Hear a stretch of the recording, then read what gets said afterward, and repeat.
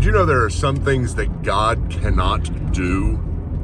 Yeah, that's right. I said that. There are some things that God cannot do. I was talking to somebody recently, and they just got really upset, probably the way you're getting right now, whenever I said there are some things God cannot do. They just said, I don't like ever saying that. I think God can ultimately do anything. And I think sometimes we look at this and number one, we think, well, if God is all-powerful, then an all-powerful being can do all things, because that's what it means to be all-powerful. And that's not what it means to be all-powerful. I'll explain in just a moment.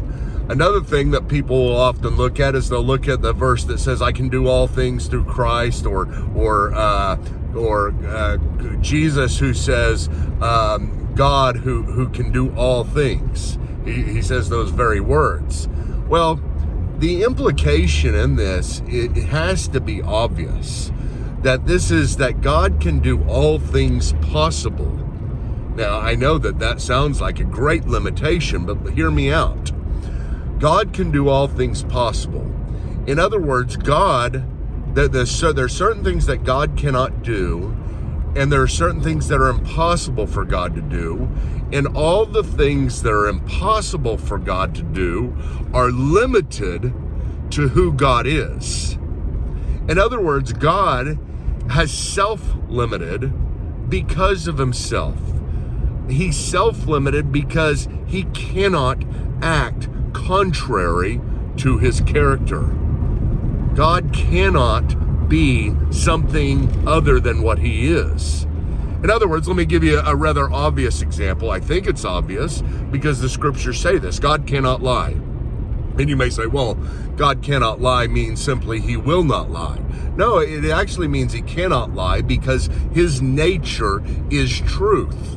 He cannot be other than what his nature is. Let me give you another one that seems to be real obvious, or hopefully it is, and that is God cannot decide one day, you know what, I'm going to no longer be God, kind of like in Bruce Almighty, where God gave over the reins, which he really wasn't. He was just giving power to Bruce Almighty, but he cannot decide, I'm going to go out of existence and no longer exist.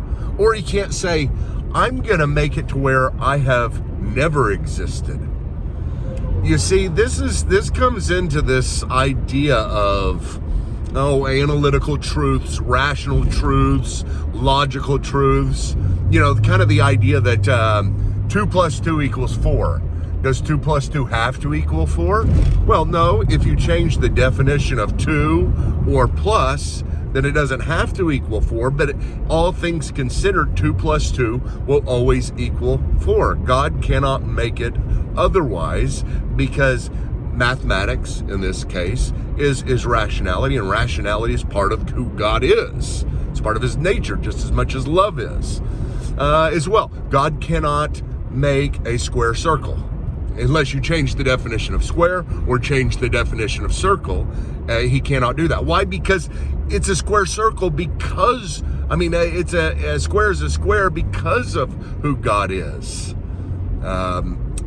He cannot, the old one, make a stone so big he cannot pick it up. That's illogical. C.S. Lewis says something about this in Mere Christianity, where he talks about nonsense being nonsense even whenever it comes to God. Just because you put God in front of it doesn't make nonsense become possible sense. It's nonsense because of who God is. God cannot act contrary to his character. He cannot make a promise to us and then one day decide, you know what, I'm no longer going to keep this. It's not as if he makes a promise to us and then after that promise he says, man, I made this obligation. I said I would never leave them or forsake them. But look at this. I've changed. I've grown over the years and I'm different than I was then. Or, there's no sense in which the promise is outside of him, and that's what's keeping him barred to his character. His character is keeping himself barred to his promise. He didn't have to make the promise, but once he makes the promise, he is truth.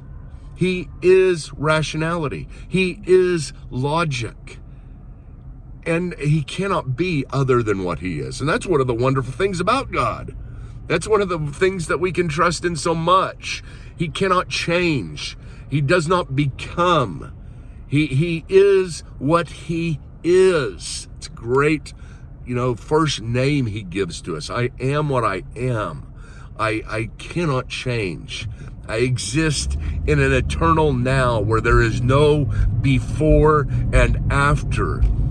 And if there's no before and after, then I cannot change. That's one thing you can trust about me. I will not change. No, it's not that I'll just will myself all the time to do these things, but I cannot, because this is who I am. Therefore, there are some things that God cannot do.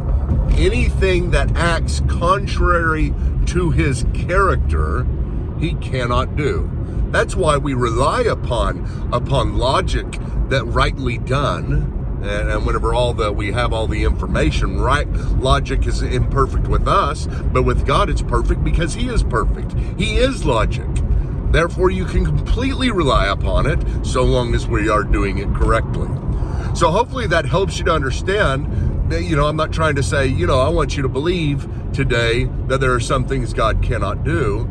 I just want you to believe that God cannot act contrary to his character, and rest in that. Rest in the fact whenever he says, you trust in me and I will never leave you or forsake you. He's not going to change his mind.